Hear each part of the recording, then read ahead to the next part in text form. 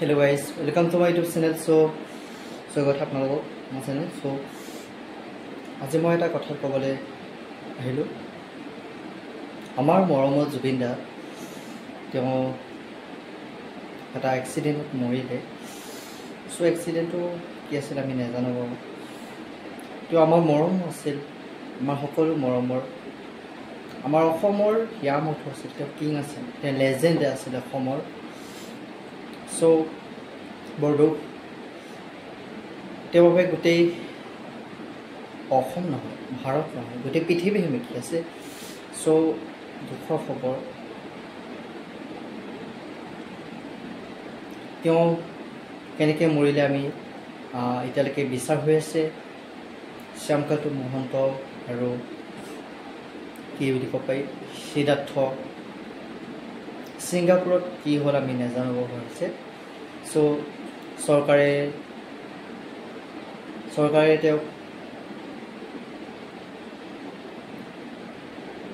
নিয়া দিব পাৰে যে মই এইটোৱে বিচাৰোঁ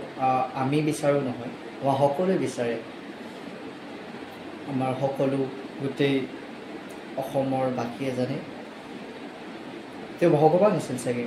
কাৰণ আপোনালোকে দেখিছে চাগে বহুত ভিডিঅ'ত ৰিলছত সো তেওঁক শ্ৰদ্ধাঞ্জলি জনাবলৈ গৰু আহিছে তাৰপৰা গৰু চৰাই কাছ হাতী আপোনালোকে দেখিছে শ্ৰদ্ধাঞ্জলি জনাবলৈ আহিছে তেওঁ ভগৱান আছিল তেওঁ পশু পক্ষী বহুত ভাল পাইছিল তেওঁ ভগৱান মনা নাছিল তেওঁ ভগৱান কিন্তু তেওঁ ৰাতিপুৱা শুই উঠি তেওঁ নিজে কৈছে যে তেওঁ গছজোপা ডাঙৰ চাই ভাল গছজোপা চাই আৰু গছজোপাক তেওঁ মা বুলি ভাবে তেওঁ মাকক নিজৰ মাককে ভগৱান বুলি ভাবে তেওঁ নিজেই ভগৱান আছিল চাগে আৰু এটা ৰিলছ আছিলে আপোনালোকে দেখিছে চাগে মই দেখিছিলোঁ পাইছিলোঁ এটা গঁড় আছিলে গঁড়কেইটা ৰাইনই খেদি আহিছিল তেওঁলোকক চ' জুবিনে কৈছিলে যে গো বেক গঁড়টো ৰখি ৰখি গৈছিলে খেদি অহা নাছিলে আৰু উভতি গৈছিলে জুবিন দাই যিটো কৈছিলে মানে পশু পক্ষীও জুবিন দাক ভাল পাইছিলে জুবিন দাৰ বৰ মৰম আছিল পশু পক্ষী ভাল পায় জুবিন দাই পশু পক্ষী প্ৰেমী আছিল জুবিনৰ বাবে আমি বহুত কৰিবলৈ আছে কাম ইউটিউবাৰসকলে এখন মেল পাতি পিনি এখন মেল পাতিছিলে তাত মেলত মই নাছিলোঁ বাৰু চ' মই সৰু দিবা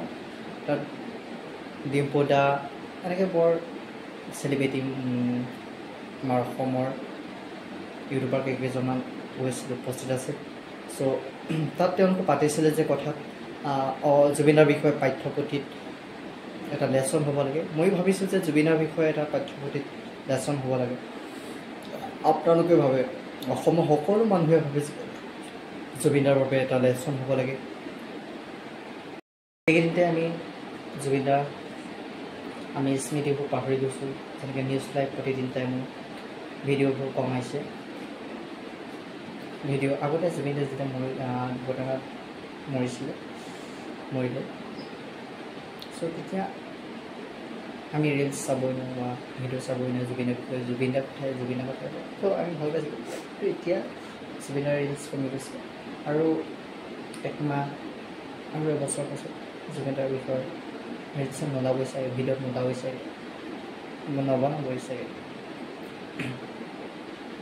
জুবিনদাৰ স্মৃতিবোৰ পাহৰি যাব চ' সেইবাবে মই ভাবোঁ যে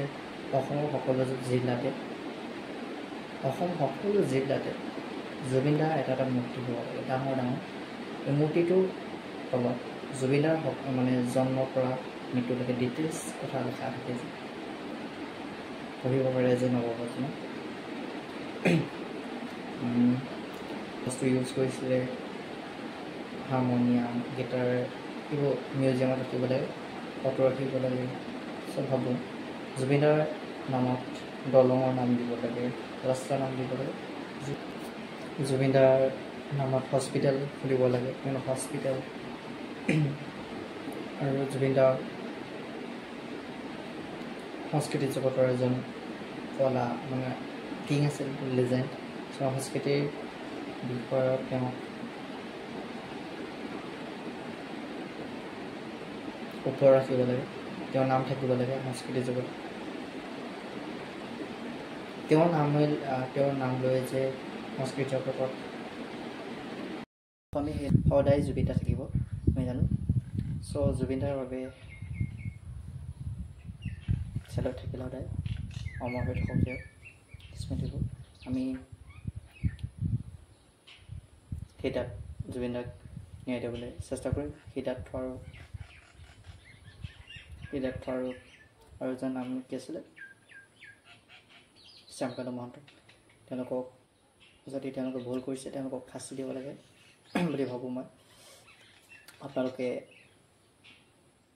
তেওঁলোকক কি কৰাটো ভাল হ'ব, আপোনালোকে মোক ক'ব। আৰু তেওঁলোকৰ জুবিনৰ বিষয়ে কি হ'ব লাগে, অসমত কি কৰিব লাগে, কি পাতিব লাগে বা কি বনাব লাগে, জুবিনৰ মূৰ্তি বনাব লাগে, ক'ত বনাব লাগে, মোৰ শুদ্ধ হৈছে নে কোৱাটো আপোনালোকে ক'ব। চ' থেংক ইউ, ভাল লাগিলে আজিলৈ। জুবিন দাৰ বাবে এটা লাইক, কমেণ্ট, শ্বেয়াৰ কৰিব। Thank U.